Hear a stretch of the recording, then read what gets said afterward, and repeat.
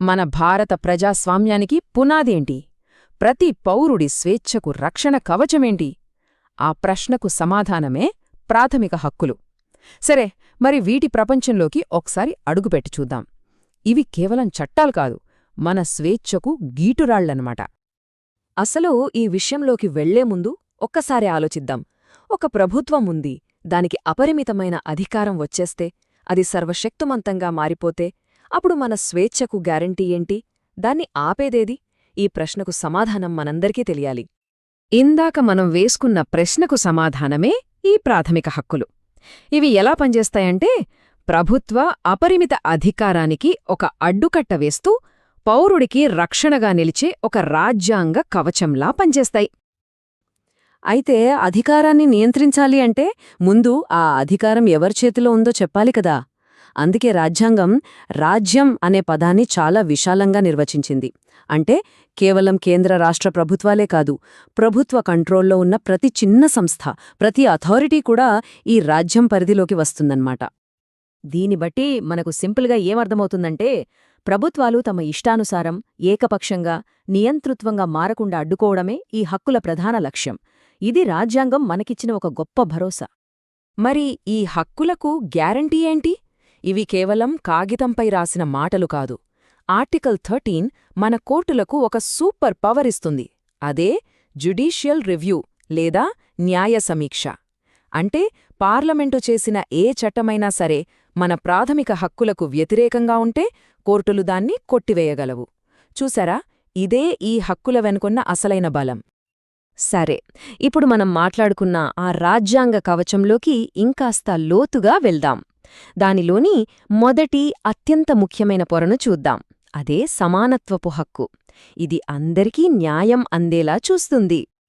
ఇది చాలా సింపుల్గా ఒక విషయం చెప్తోంది. చట్టం ముందు అందరూ సమానమే. ఒకరి హోదా, అంతస్తుతో అస్సలు సంబంధం లేదు. చట్టం అందరినీ ఒకేలా చూస్తోంది, అందరికీ ఒకే రక్షణ కల్పిస్తుంది. ఈ స్లైడ్లో ఉన్న జాబితా ఒక్కసారి చూడండి. మన రాజ్యాంగం ఎంత స్పష్టంగా, నిర్దిష్టంగా ఉందో అర్థమవుతుంది. ఈ 5 కారణాల వల్ల, అంటే మతం, జాతి, కులం, లింగం, పుట్టిన ప్రదేశం ఆధారంగా ప్రభుత్వం ఏ పౌరుడిపైనా వివక్ష చూపించడానికి వీల్లేదు. 50%. ఈ నంబర్ చూడగానే ఏంటి దీని కథ అననిపిస్తుంది కదా.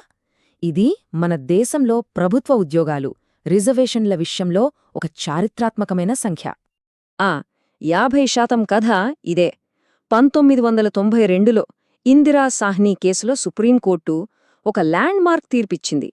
ఏంటంటే, ప్రభుత్వ ఉద్యోగాల్లో రిజర్వేషన్స్ అనేవి సమానత్వానికి, సామాజిక న్యాయానికి మధ్య ఒక బ్యాలెన్స్ లాంటివి. అందుకే మొత్తం రిజర్వేషన్లు 50%కి మించకూడదు అని ఒక గీత గీసింది.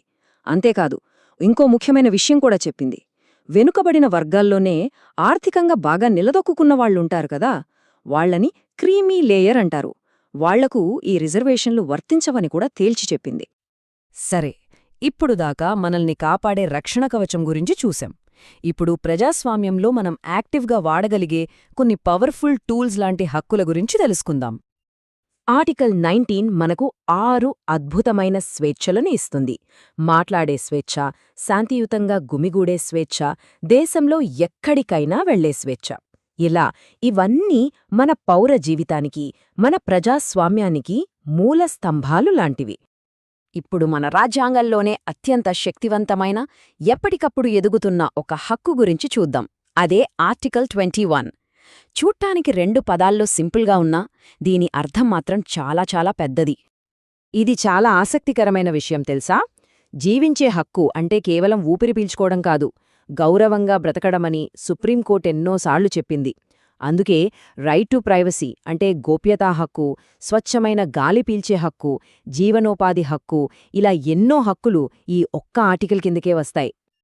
ఇప్పటిదాకా అందరికీ వర్తించే హక్కుల గురించి చూశాం కదా.